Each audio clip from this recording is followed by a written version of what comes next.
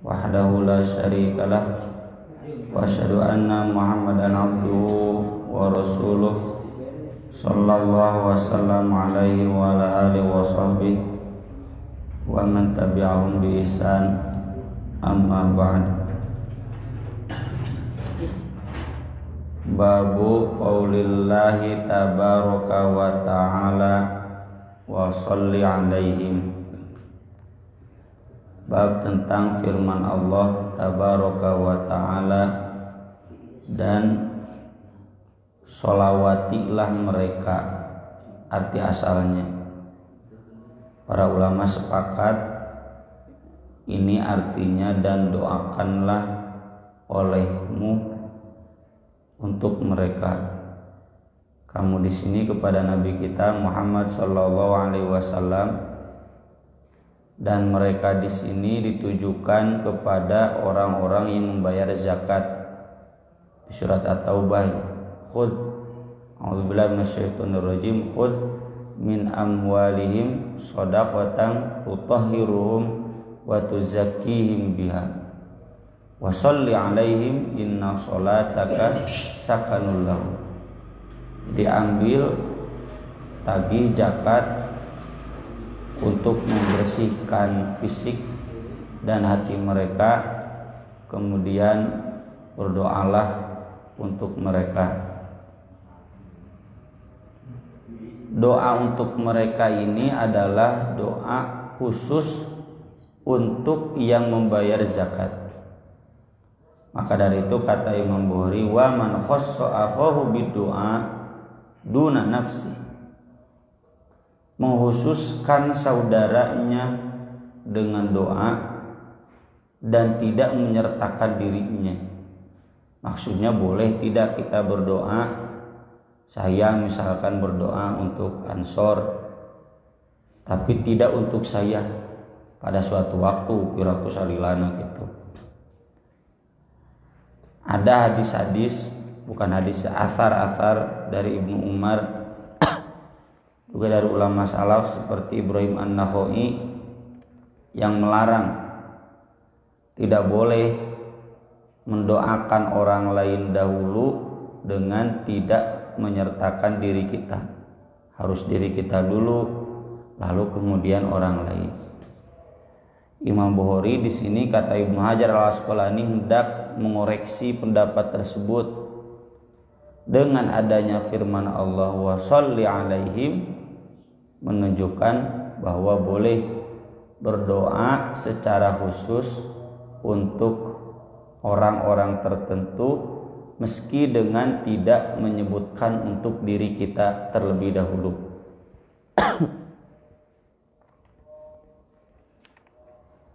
Ibnu Hajar di sini mengutip satu hadis yang Imam Ibnu Katsir menuliskannya dalam tafsir surat Al-Furqan, wa idza khatabahumul jahiluna qalu salama. Ibadur Rahman itu kalau dihina, diledek, diperlakukan yang tidak baik oleh orang-orang bodoh, orang-orang yang tidak tahu, bukan orang-orang yang jelas-jelas penjahat, maka mereka menjawab yang baik, mendoakannya. Apakah tidak rugi orang lain berbuat jelek ke kita, kita kemudian mendoakannya? Ya tidak, karena nanti malaikat datang. Kalau memang doa itu tidak layak buat orang yang mendolimi kita, maka doa itu dikembalikan ke kita, dan ke orang tersebut itu akan diberikan laknat. Kalau orang itu layak didoakan oleh kita, maka malaikat pun akan mendoakan untuk kita yang sama tuh. Jadi nggak ada ruginya. Meski kemarin kita bahas, nanti ada komprominya. Nabi SAW ketika mengajarkan salam, bukan hanya assalamu alayka ayyuhan nabi wa rahmatullah wa barakatuh, tapi juga assalamu alaina wa ala ibadillahis sholihin. Kata Nabi, doa itu kena ke semua orang-orang yang solih, tidak ada pengecualian. Itu doa yang umum, tapi doa yang khusus juga ada. Doa yang khusus itu kalau saya mendoakan si A, seandainya doanya tidak layak untuk si A, maka dikembalikan ke saya, nggak ada ruginya kan. Seandainya si A itu layak untuk mendapatkan doa itu, maka saya pun dapat yang semisal. Nabi SAW bersabda, "Ma min muslim," ini riwayat Muslim dan Abu Dawud sahih, "yad'u li akhi bi dhahril ghaib," bahkan bi dhahril ghaib. Tidak ada seorang muslim pun yang mendoakan saudaranya di belakang punggungnya dalam keadaan dia tidak tahu. Ya. Saya misalkan mendoakan Ansor tanpa pernah diminta oleh Ansor. Ansor tidak tahu saya mendoakan Ansor. Itu bidzaril ghaib. Illa qalal malak, kecuali malaikat akan turut berdoa juga. Walaka mithlu dzalik, kamu akan mendapatkan yang seperti itu. Ini jadi dalil yang jelas boleh mendoakan orang lain dengan tidak menyebutkan doa untuk diri kita pun, karena hakikatnya doa untuk orang lain itu adalah doa untuk kita. Sama berarti dengan sholawat ya. Kata Nabi, "Man sholla alayya sholatan shollallahu biha ashran." Siapa yang bersolawat kepada Nabi 1 kali solawat, maka Allah akan membalasnya dengan 10 kali solawat. Jadi kalau kita mendoakan solawat kan kesejahteraan, keselamatan untuk Nabi. Wassallallahu ala nabiyyinal karim, itu hakikatnya mendoakan keselamatan buat kita. Allahumma sholli ala Muhammad, hakikatnya mendoakan keselamatan buat kita. Wa ala ali Muhammad, hakikatnya mendoakan keselamatan buat keluarga kita. Makanya sangat banyak hadis yang menganjurkan kita bersolawat di setiap tempat yang disunnahkan. Ya, Ibnu Qayyim sampai menulis 40 tempat solawat, dan dulu pernah saya tulis di Buletin At-Taubah sampai 5-6 edisi. Lalu ada yang katanya dari Cililin, Ustadz, dia kerjanya di Bandung tapi orang Cililin, mungkin Jumatan di satu Jumatan, Ustadz merhatikan kan ini baru 11, kenapa nggak dilanjut? Bisi baros yang bisi saya ngapal kenana, amal kenana, segitu juga cukup, sisanya dibuka saja kitabnya. Kemudian Imam Bukhari menuliskan di sini doa Nabi, Allahumma ighfir li Ubaidin Abi Amir, ya Allah ampunilah Ubaid Abi Amir. Allahumma ighfir li Abdullah bin Qais, ya Allah ampunilah Abdullah bin Qais dzanbahu, dosanya. Ini kan jelas ya, doa khusus untuk Ubaid Abi Amir dan Abdullah bin Qais. Ini hadis lengkapnya di sini ditulis sebagai ta'liq mu'allaq. Ada dalam satu kisah yang panjang dalam perang Autos.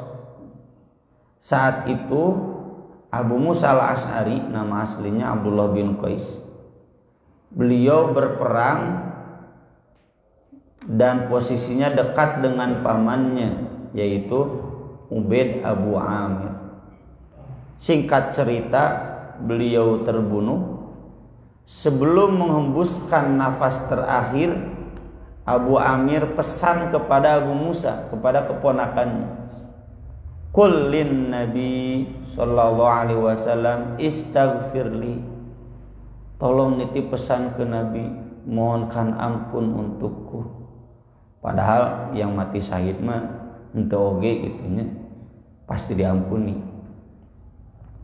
Maka kemudian sudah meninggal Abu Musa, ya, keponakannya datang ke Nabi menghadap, pamanku sudah wafat, gugur, mati syahid, dan dia berpesan kepadaku, istaghfirli, berdoalah, doakanlah ampunan untukku. Maka Nabi saat itu fada'a bima'in, Nabi minta air, fatawaddo'a, kemudian berwudu, thumma rafa'a yadaihi, kemudian mengangkat tangannya, Allahumma gfir li Ubaid Abi Amir, ya Allah ampunilah Ubaid Abu Amir.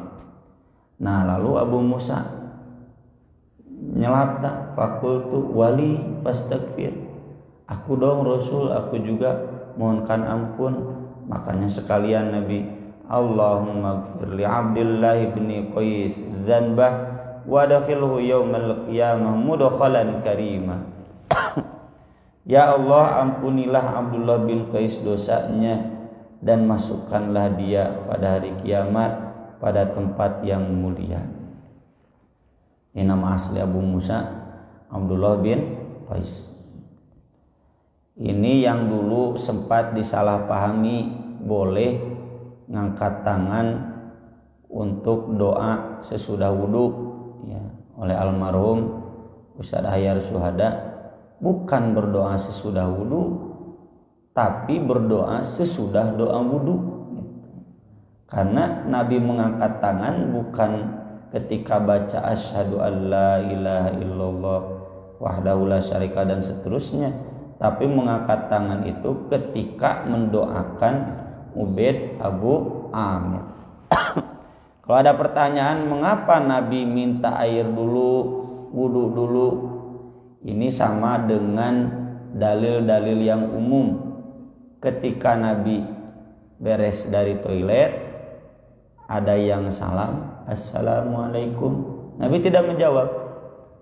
Nabi wudu dulu, tayamum ya, karena sedang tidak ada air. Kemudian sudah tayamum, Nabi menjawab, waalaikumsalam, inni karihtu an azkurullah illa ala tuhrin, riwayat Abu Daud.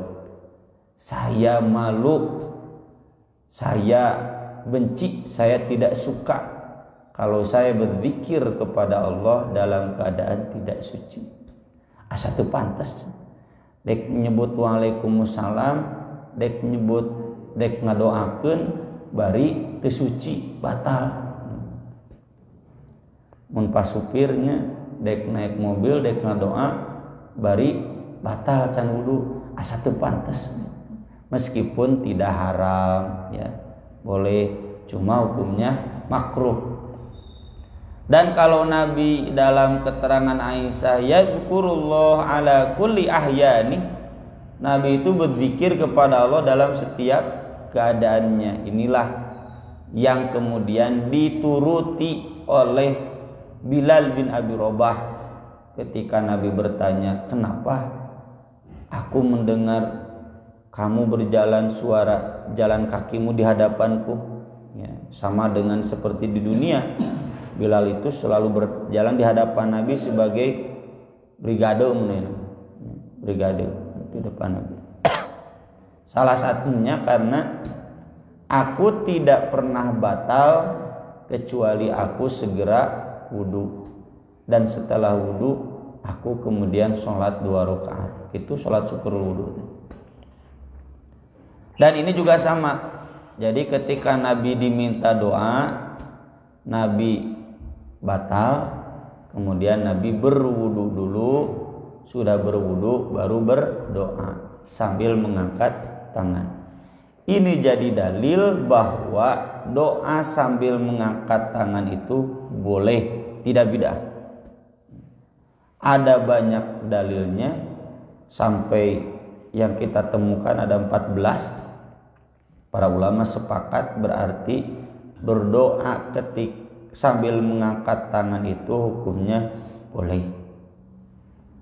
Kalau kemudian ba'da sholat bagaimana? Nah, karena tidak ada keterangan berdoa sambil mengangkat tangan, maka berarti hukumnya tetap boleh, tidak sunat harus mengangkat tangan ya, atau tidak kemudian makruh kalau tidak mengangkat tangan. Kalau sunat pasti ada informasinya Nabi mengangkat tangan. Kalau sunat pasti ada anjurannya. Boleh sajalah, itu yang sineger tengah antara yang mengatakan bid'ah dan yang mengatakan harus. Kalau tidak mengangkat tangan doa tidak akan diijabah, itu terlalu ekstrim. Yang mengatakan bid'ah juga terlalu ekstrim. Faktanya Nabi mencontohkan, dan Nabi tidak membatasi kamu mengangkat tangan itu kalau mau mendoakan orang lain, enggak kan? Mengangkat tangan itu kalau begini enggak, demikian. Nabi sebatas mencontohkan di beberapa waktu dan tidak mencontohkan di beberapa waktu, menunjukkan bahwa berdoa sambil mengangkat tangan boleh, tidak mengangkat tangan juga boleh. Kemudian Ibnu Hajar juga menyinggung hadis Ibnu Abbas, di mana saking nyaahnya, saking sayangnya Nabi melihat Ibnu Abbas di usia masih sekitar 10 tahun ya.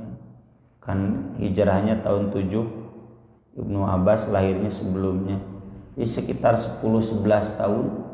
Mun ayeuna membudak SD kelas 5 kelas genep sudah maksa ke bibinya, istri Nabi, bibi kapan jadwal Nabi di rumah bibi, mau apa ujang? Saya mau belajar sholat malam ke Nabi. Yang belajar sholat malam itu ngadaguan diudangkeun ku murabbi. Ibnu Abbas bangun, ya budak leutik kelas 5 kelas 6. Bangun, kemudian cari air buat Nabi, menyiapkan air. Sampai Nabi bertanya, "Ya saat cenah nu nyiapkeun?" Kata Maimunah, "Itu cenah si Ujang." Pan ngilu monok dia. Kemudian Nabi sholat, Nabi tidak mengajak karena jangankan orang lain, istrinya saja Aisyah tidak pernah ikut sholat Nabi. Terkuat gitu. Nah, kata Aisyah juga tong ditanya selain levelnya cenah Nabi. Maka Nabi juga tidak mengajak Ibnu Abbas, tapi Ibnu Abbas hideng. Beliau sampai berdiri di sebelah kiri, ku Nabi dipindahkan ke sebelah katuh. Ini piraku orang tua teu nyaah ke budakmu kieu. Piraku aya ustad teu nyaah ke budakmu kieu. Maka Nabi sampai memeluk atuh budak keneh. Tangkep dan kemudian mendoakan, Allahumma faqihhu fiddin wa 'allimhu ta'wil. Ya Allah, pahamkanlah dia dalam agama dan ajarkanlah dia tafsir. Jadi pinter teh dibarengan ku soleh, ku doa. Abdi mah cenah si bapa teu pernah ngadoakeun kieu, heueuh da tara hudang teu pentingna, subuh ge gubrag-gubrag. Kemudian hadis berikutnya dari Salamah Ibnul Aqwa ketika dalam perang Badar. Di sini Umar bin Khattab menyeru, "Ayah Amir." Amir ini Amir bin Al-Aqwa, saudaranya. "Lau asma'tana min hunayhatik." Tolong dong perdengarkan kepada kami senandung-senandungmu. Kalau sekarang ini mau perang tapi nggak ada yel-yel, sati isun.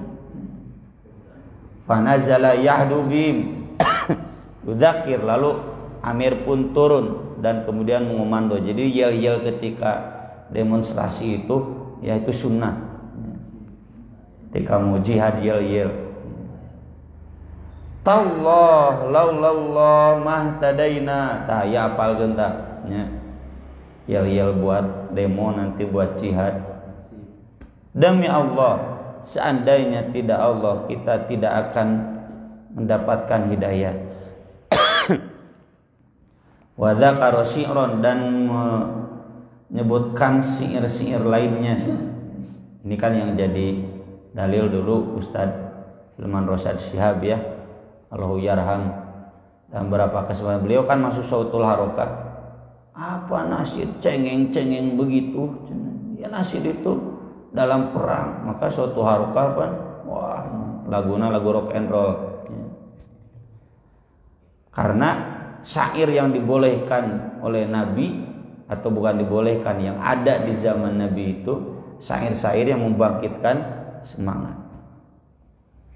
Wa ma'allamnahu syi'ra wa ma yanbaghi lah. Jadi pengecualian, tidak pantas Nabi mendengar syair, tidak pantas ada senandung syair di dekat Nabi. Loh kok di sini ada? Nah, dikecualikan syair-syair yang membangkitkan semangat jihad gitu. Sama nih ya, tepantas Ustadz, Pak Haji, jamaah ngaji, santri nyetel syair-syair komo cinta-cinta lah, alebay.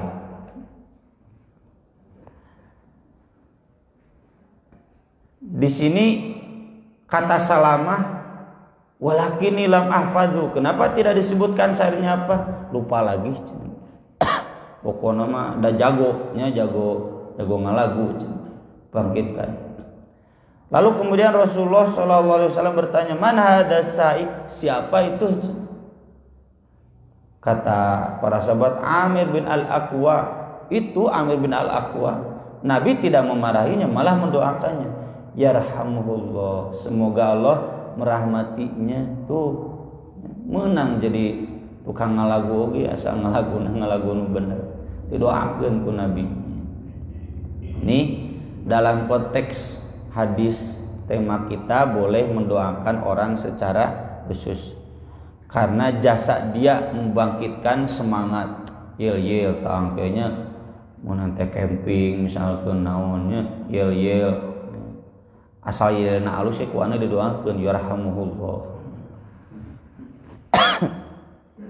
Kemudian Nabi SAW kata Ibnu Abi Aufa, ini yang kaitannya ayat tadi, idza tahu rajulun bisodaqoh, kalau ada seseorang membawa sodakoh selalu berdoakan Allahumma sholli ala ali fulan. Fulan itu pengganti dari nama, disebutkan ya Allah sholawatilah keluarga si fulan. Fa'atahu abi, dan kebetulan ayahku juga datang bawa sodakoh. Faqala Allahumma sholli ala ali abi Aufa, ya Allah bersolawatlah, anugerahkanlah solawat untuk keluarga Abi Aufa.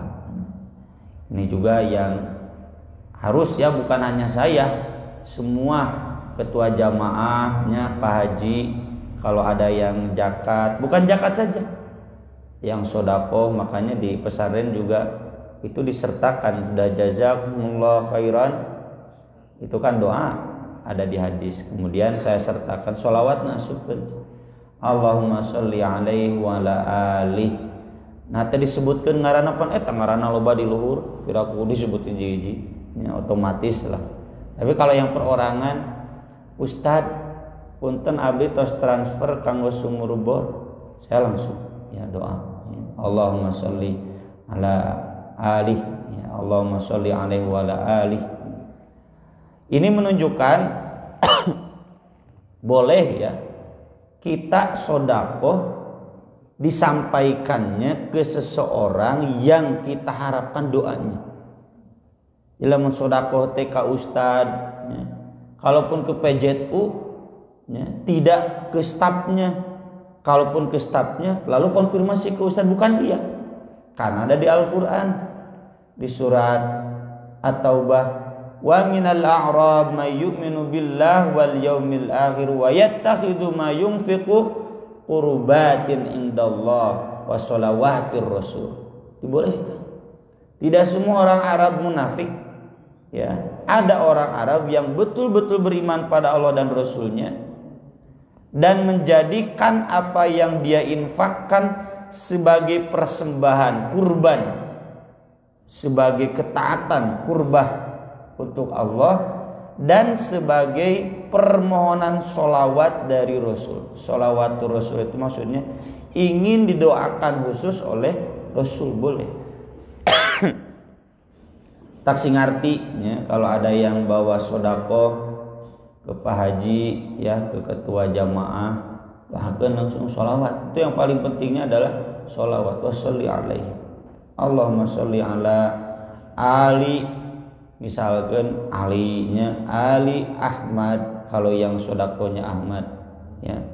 Kalau Mang Udir ala Ali Mang Udir gitu nah anu sodakona. Kemudian hadis Jarir, Rasulullah Shallallahu Alaihi Wasallam pernah memerintahkanku, ala turihuni min dillo kholasoh, bisakah kamu menenangkanku dari Dzul Khulasoh? Dzul Khulasoh ini satu tempat yang banyak berhala. Ada kan di buku saya juga saya sudah tulis ciri kiamat itu sampai orang-orang berdesakan kembali di Dzul Khulasoh. Dzul Khulasoh itu berhala-berhala zaman jahiliyah. Bahkan disebutnya Al-Ka'bah Al-Yamaniyah, Ka'bahnya Yaman. Jadi Ka'bah itu Ka'bah Baitullah yang di Makkah, ada juga Ka'bah tandingannya di Yaman. Tapi kemudian kata Jarir, ya Rasulullah, inni rajulun la athbutu 'alal khayl. Rasul, saya bukan orang yang pandai berkuda. Fasaqqa fi sadri, lalu Rasul menepuk dadaku sambil berdoa, Allahumma tsabbithu waj'alhu hadiyan mahdiyah. Ya Allah, jadikanlah dia kuat dan jadikanlah dia mampu memberikan hidayah dan mendapatkan hidayah. Ini menunjukkan boleh doa ke seseorang domirnya huwa, kan tidak Allahumma ja'al jariron begitu. Ya Allah jadikanlah Jarir, tapi pakai domir huwa. Allahumma ja'alhu, Allahumma tsabbithu waj'alhu hadiyan mahdiyah. Maka aku pun, kata Jarir, pergi dengan 50 pasukan berkuda, lalu kemudian aku mendatangi Dzul Khulasoh, fa ahraqtuha, aku membakarnya. Tsumma ataitun nabi, kemudian aku datang kepada Nabi. Ya Rasulullah, wallahi ma ataituka hatta taraktuha mithlal jamalil ajrab fadal ahmas wa khailaha. Aku tidak datang kepadamu sekarang kecuali aku sudah menjadikan berhala-berhala itu seperti unta yang terkapar, hancur, ustaz rutung. Maka kemudian Nabi pun mendoakannya lagi, juga mendoakan kudanya. Nah, ini jadi dalil ya, yang namanya berhala itu bukan dikunjungi, popotoan, dilestarikan, cagar budaya teh disebut cagar laknat, ya, harusnya dibakar. Inilah mungkin dulu sultan-sultan di kita ya, Kesultanan Demak, Kesultanan apa, itu Candi Borobudur itu udah meureun hese diduru, ya. Diduru sok Candi Borobudur hese, makanya dikubur. Ya. Teuing saat anu ngagalina orang walana. Karena tahu sejarah carilah gali sampai sekarang. Prambanan sama, Candi Loro Jonggrang sama. Ya, dulu dikubur-kubur, tapi entah siapa yang kemudian menggalinya, pasti orang barat. Nah sekarang oleh umat Islam kemudian dilestarikan, harusnya dikubur deh, ya. Diranca ekek yang dibejakeun deui nya, ieu cenah candi ngarah menang duit ka dinas budaya kuduna teh geus tong loba laporan ka pamarentah hancurkeun we, ratakeun jeung tanah. Itu harusnya seperti itu menyikapi berhala. Kemudian hadis yang berikutnya, yang kelima, hadis Nabi yang mendoakan Anas khusus. Ini pernah saya tulis ya di Bulletin At-Taubah, judulnya karena kesolihan Ummu Sulaim, ibunya. Ummu Sulaim memohon doa khusus kepada Nabi untuk anaknya. Anaknya Anas. Anas kan pembantu Nabi. Khadimuka Anas. Kata asalnya begini, kata ini kan ringkas, kata Ummu Sulaim, ya Rasulullah ud'uli huwaisohli. Ya Rasul, doakanlah orang yang spesial aku. Kata Nabi, siapa? Khadimuka Anas, itu pembantu engkau Anas. Anas itu sudah sejak kecil ya. Ketika Nabi datang kan usia Anas 10 tahun. 10 tahun berikutnya kalau Nabi wafat kurang lebih 20 tahun. Selama 10 tahun kata Anas saya menjadi pembantu Nabi. Maka kemudian Nabi mendoakannya, Allahumma akfir malahu wa waladahu wa barik lahu fi ma'ataitahu. Ya Allah, banyakkanlah hartanya, anaknya, dan berkahilah pada apa yang kau berikan kepadanya. Hartanya banyak ya. Dalam tulisan kita kemarin sholat Id, Anas punya istana di Basrah, bukan hanya di Madinah. Kebunnya di Madinah paling luas, kebun kurma, benghar berkah doa Nabi. Anaknya ada 120, entah itu anaknya saja atau dengan cucunya, tapi kalau Ibnu Hajar menyebut itu anaknya saja. Cenatin opat istri berarti baru ya mungkin menikah, wafat, nikah lagi, umurnya juga panjang sampai 100 tahun lebih ya, hampir 110, umurnya panjang dan berkah. Kemudian hadis-hadis berikutnya, ini ada seseorang yang membaca Al-Quran di masjid dengan suara keras, lalu Nabi mendoakannya, rahimahullah, semoga Allah merahmatinya. Daima di masjid sarare nyaro HP rek doakeun kumaha. Laqad adzkaroni kadza wa kadza ayatan asqattuha fi surati kadza wa kadza. Dia telah mengingatkanku ayat yang aku lupa dalam surat anu dan anu. Ini jadi dalil Nabi ada lupa, tapi ya, kalau dalam menyampaikan wahyu mustahil lupa. Ini yang dimaksud illa masya Allah. Jadi tetapnya sama fala tangsa illa masya Allah. Kamu tidak akan lupa kecuali Allah menghendaki. Tapi Allah sudah menjamin bahwa apa yang ditulis dalam Al-Quran hari ini itu semua nggak ada yang lupa. Nah maksud illa masya Allah itu ayah sebagai manusia biasanya Nabi ada lupa. Terakhir, ketika Nabi dihina oleh seseorang yang dianggap tidak adil oleh orang munafik, inna hadhihi laqismah, ini pembagian tidak adil, sampai Nabi marah. Dan kemudian Nabi bukan mendoakan laknat buat dia, tapi Nabi kemudian berdoa kepada Nabi Musa, yarhamullahu Musa, semoga Allah merahmati Musa, laqad udhiya bi aktsara min hadza fasabara. Beliau sudah nyeri, disakiti lebih dari ini, beliau masih sabar. Maksudnya saya pun harus bisa sabar. Sampai diabadikan dalam Al-Quran, lima tu'dzunani wa qad ta'lamuna anni Rasulullah ilaikum, dan seterusnya.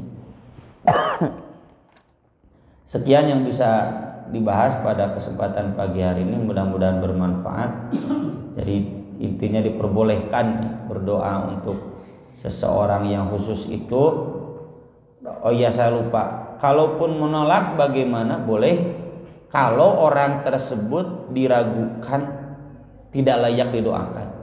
Contoh misalnya ada yang datang ke Bapak, Pak Haji nyungkeun doakeun dia abdi.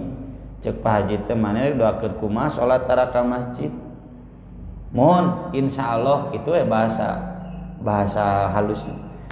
Apa dalilnya? Pernah ketika Nabi menjelaskan 70.000 yang akan masuk surga langsung, lalu kemudian Ukasah, ud'uli minhum, ya Rasul doakanlah aku bagian dari mereka. Lalu berdoa, Allahumma ja'al Ukasah minhum.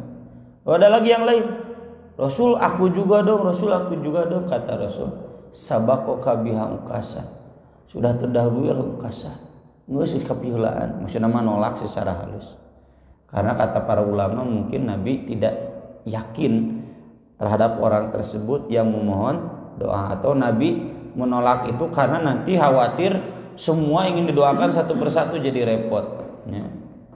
Itu mungkin mudah-mudahan bermanfaat. Aku qouli hadza wa astaghfirullah li wa lakum.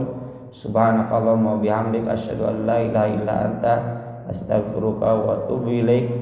Wassalamualaikum warahmatullahi